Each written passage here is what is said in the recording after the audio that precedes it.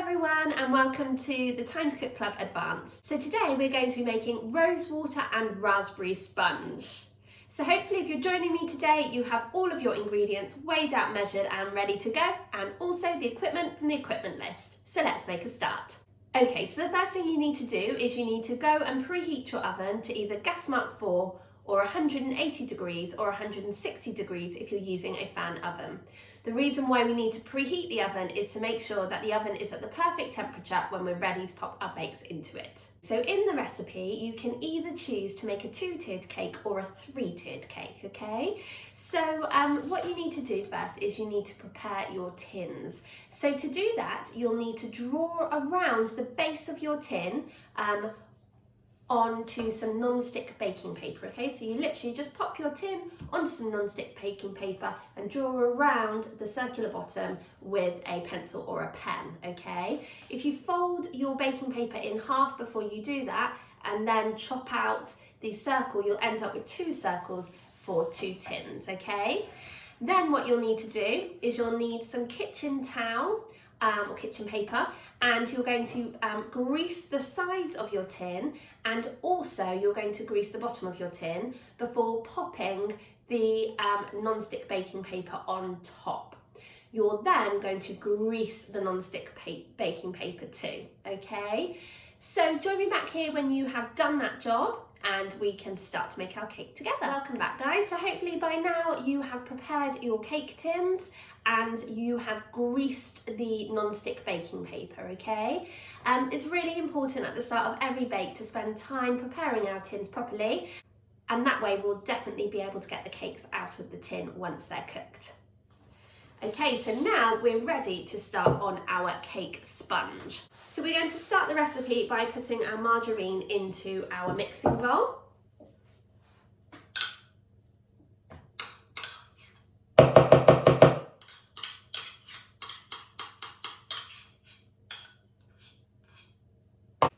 And what we're going to do is we're going to use our spoon to just soften that margarine. Now, depending on how long your margarine has been out of the fridge for will depend on how long this takes. Mine's been out for a while, so it's pretty soft anyway. Okay, so the next ingredient we need to add is our caster sugar. And what we're going to do now is we're going to mix those 2 ingredients together with our spoon until they are creamed together, okay? So you're aiming for a nice, fluffy, pale, creamy looking mixture. Now don't forget to use your spoon to scrape down the ingredients from the side of your bowl, and this will just make sure that you've mixed in all of those ingredients really, really well. The next thing we need to do is we need to measure out our baking powder. So we're going to get our self-raising flour and we're going to measure out 2 teaspoons of baking powder and pop it straight into the self-raising flour. So these are 2 level teaspoons, so we're going to just level off the spoon on the top of the tub, okay? So that's 1 and 2. Great work guys. And then we're just going to use our spoon to very slowly and very carefully mix those 2 ingredients together, like so. So now we're ready to break our eggs. So we're using 4 large eggs in this recipe. What we're going to do is we're going to start off with just the 1 egg. We're going to break it into a separate bowl or cup, just so that way we can check that the egg is okay and that there's no shell in the egg. We're going to add the egg to the mixing bowl, and then we're also going to add in a tablespoon of flour mix, okay? Before beating the mixture really well with our spoon to mix in those new ingredients. Again, don't forget to use your spoon to scrape down the sides of the bowl. And what we're going to do now is we're just going to keep repeating, adding in an egg and then a tablespoon of flour mix and then beating it before adding in our others. So join me back here when you have added in all 4 large eggs and also 4 heaped tablespoons of the flour mix. Now you will have flour left over and that's absolutely fine, don't add it just yet, okay? So I'll see you back here in just a minute when you've added in your eggs and your 4 tablespoons of flour. Okay, welcome back guys. So hopefully you have added in your 4 large eggs and also your 4 heaped tablespoons of flour mix. So now we're going to measure out our vanilla extract, and we're using 1 teaspoon of vanilla extract. So we're going to measure this out over a separate bowl or cup, and that way if we add too much then we're not spoiling the rest of the mixture. Great work guys, well done. And now what we're going to do is we're just going to beat that flavouring into our mixture. So now it's time for us to add in the remaining flour and baking powder mix. So we're not going to beat this into our mixture, we're going to fold it into our mixture. So when we fold an ingredient into a mix, what we do is we draw the letter S with our spoon and then do a slash down.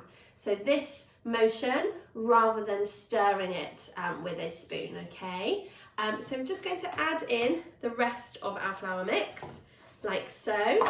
And then again, like I said, we're going to fold it. So you might want to start off doing this quite slowly, because if you do it too fast, what will happen is you'll get a big puff of flour, okay? So just keep going until you have folded in all of that flour and baking powder mix. Again, remembering to scrape the sides of your bowl with your spoon. Also have a good look underneath at the bottom of your bowl just to check there's no kind of lumps of flour there. So join me back here when you have folded in all of that flour mix, and I'll tell you what to do next. Hopefully by now your flour mix has been folded into the rest of your ingredients. So we're now ready to pop the mixture into our baking tins, which we pre-prepared earlier. So we need to divide the mixture evenly between the two tins, okay? If you have a spatula, you might want to use it just to make sure that you're getting out all of the lovely cake batter and you're not leaving any in the bowl. If you don't have a spatula, don't worry though, you can do this with a spoon. Now what we're going to do is, using the back of our spoon, we're just going to level off the tops of the cakes, okay, like so. So just making kind of little strokes, I guess, and swirls to level off the top of our cakes, like so. And when you've done one cake, you're just going to do exactly the same with the other cake. So you're kind of pushing it down and around, I guess.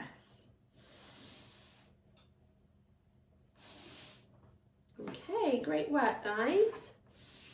Well done. When you're happy that both cakes are level, you're then going to pop the cakes onto the middle shelf of the oven and you're going to cook the cakes for 30 minutes. Once the cakes are cooked, you're going to take them out of the oven and then leave them to cool for 5 minutes. And then you're going to carefully turn the cakes out onto a cooling rack to cool down completely. If you're making a 3-tier cake, then you'll need to use our recipe to make one more of these cakes whilst your cakes are in the oven.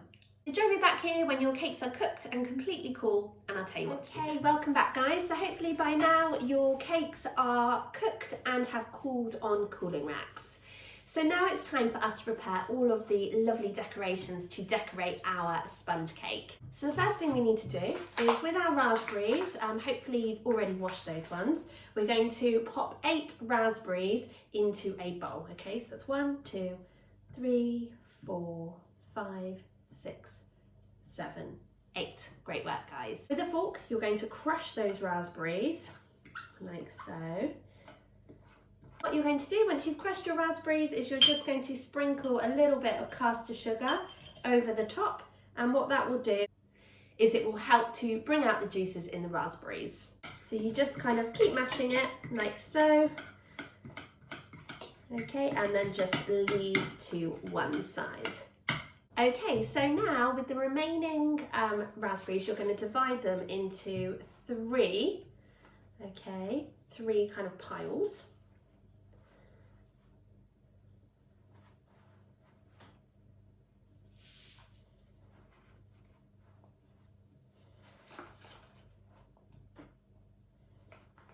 So once you've got your 3 roughly equal piles, you're going to pop 2 piles into a bowl and leave the one on the saucer. So leave that one to the side. Again, with the 2 portions in the bowl, you're just going to pop your fork in and you're going to crush the raspberries. with your fork. Once you've crushed those 2 portions of raspberries, you're then going to whisk up your cream until it resembles soft peaks, okay? So the easiest thing to do this with is an electric whisk. You can, of course, whisk your cream with a handheld whisk. It would just take a little bit longer, okay? And once you've whisked your cream, so join me back here once you've whisked your cream and I'll tell you what to do next. Okay, welcome back guys. So hopefully by now you have whisked your cream into soft peaks. So now you're going to add 3 teaspoons of rose water into your cream, okay? So remember to measure out the flavouring over a separate bowl or cup, just in case you add in too much. So we're going for 3, so that's 1, 2, and 3, like so. And then you're just going to stir the rose water in with a spoon, okay? It smells absolutely amazing. You can have a little taste and check that you're happy with that flavour. If you'd like a stronger flavour of rose water, then you can add in another teaspoon. Okay, so now what you need to do is you need to measure out your 4 tablespoons of raspberry jam, okay, and just pop it into a small bowl, like so. And then what you're going to do is you're going to give your jam a stir with your spoon just to kind of soften it, okay, like so. So now you pop your jam into your cream, and using your, if you take the spoon out, using a knife, you're going to kind of cut the jam into the cream, okay? This is kind of a blunt knife. So you don't want to overmix it because you want the jam to look quite streaky, okay? So you're just going to add all the jam in, like so, and then just kind of cut it in with blunt knife to mix it in, okay? So I'm literally just kind of doing cutting or chopping motions, like so, okay? That's really good. So like I say, you want it to look streaky, okay? So that's what mine looks like. Looks a bit like raspberry ripple ice cream that's kind of melted. Okay, so now what we're going to do is we're going to assemble the cake. So we're going to pop one of the sponges onto our serving plate, like so. And just peel off the paper if you haven't already done that. And then we're going to add half of this cream mixture, okay, like so. And we can use our spoon to just spread it out on top, okay, before popping the other sponge on top. Okay. And if you're doing a 3-tiered cake, then you're popping the rest of your cream on top of this one. Again, if you need to use a spatula to get this cream out, then please do. And again, you're going to push the cream down like so, okay, smooth it down. And before you pop on the next layer, just add in a portion of the crushed raspberries like so, before popping the top of your cake back on. So now we're going to make our pink icing to go on top. So what we're going to do is we're going to measure out half a teaspoon of rose water, and we're going to add that into our icing sugar. We're also going to add in 1 dessert spoon of water, cold water, before giving those ingredients a good stir. Okay, this will still be really powdery because we have some more ingredients to add to the icing sugar. So with the raspberries that you popped into a bowl and crushed and added sugar to, what we're going to do is, again, we're going to give those a stir and crush those even more with our fork before popping them into a sieve, okay? Because we're going to add the juice from these raspberries to our icing sugar. So what we're going to do is we're going to get our fork and we're just going to kind of squash down on the raspberries to get the juice out and into the bowl with the icing sugar. So just keep kind of drawing circles, I guess, around the sieve until you have got out all of that lovely juice. And like I said, adding sugar to the fruit always kind of helps to release the lovely sweet juices. And you can discard the raspberry pips. And again, you're just going to mix that lovely natural flavour into the icing sugar, okay, like so. Now, if your icing is really runny, like mine is, then you will need to add some more icing sugar. Obviously, it's really hard to tell exactly how much juice you're going to get from your raspberries. So you can add in your icing sugar. If your icing is too dry, then instead of adding in icing sugar, you can add a little bit more water, okay, to water it down.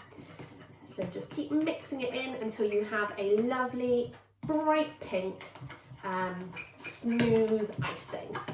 Great work, guys, well done. Okay, so once you've let your icing kind of do its own thing and spread out over the cake, then you're going to add your remaining 8 raspberries to the top of your cake, like so, okay. And then, if you want to, you can sprinkle on some edible dried rose petals, okay?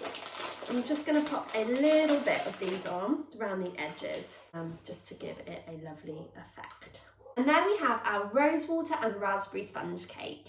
I really hope you enjoyed joining me today to make your raspberry and rosewater sponge cake, but more importantly, I hope you enjoy eating it and sharing it with your family. It's definitely an extra special cake. So thank you so much for joining me today, and I really look forward to cooking with you guys again next week when we'll be back with another delicious bake from our Spring Bakes menu. Thanks so much, guys. Have a super week.